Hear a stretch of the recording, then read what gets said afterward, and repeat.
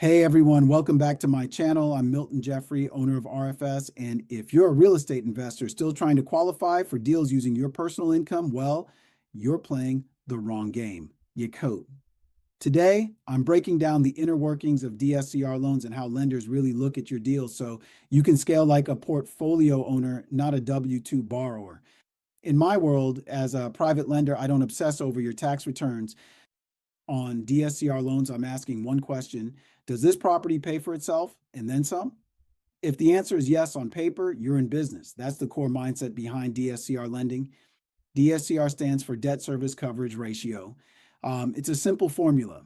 DSCR equals monthly rental income divided by monthly payment on the loan. That payment includes principal, interest, taxes, insurance, and HOA if there is one. So if a property brings in $2,000 in rent and the total monthly payment is $1,500, we take $2,000 divided by $1,500, which equals 1.33. That 1.33 is your DSCR. It means the property generates 33% more income than what it costs to service the debt each month. Most lenders want that number at or above 1.0 to 1.25 plus, depending on the risk and the program. Here's what's happening behind the scenes on a DSCR loan. We underwrite the property's income, not your pay stub, because we look at market rent or actual lease, depending on the program, to stress test the deal. We stress the payment, not just today's rate. We run the numbers with taxes, insurance, HOA, sometimes even a rate buffer to see if the deal still works when things move. We dial in leverage based on DSCR. With strong DSCR, you may qualify for higher leverage or better pricing, but within DSCR LTV, you might come down or the rate might move up to match the risk.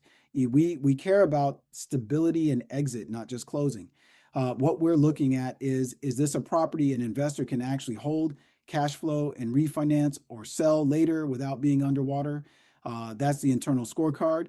Income strength, payment coverage, leverage, and stability. Here's why serious investors lean into DSCR loans. You're not capped by your personal DTI the same way as conventional loans. You can scale multiple properties, multiple markets with a rinse and repeat underwriting model. The story becomes, can this asset perform? Not does your W-2 look pretty? That's how you move from owning a rental or two to building an actual portfolio. If you really want to know whether your next deal actually works from a DSCR standpoint, send me your numbers, rent, taxes, insurance, purchase price, and loan amount, and I'll tell you where your DSCR lands and what that means from a lender's lens. The investors who understand how DSCR works on the inside are the ones who scale faster and negotiate with confidence.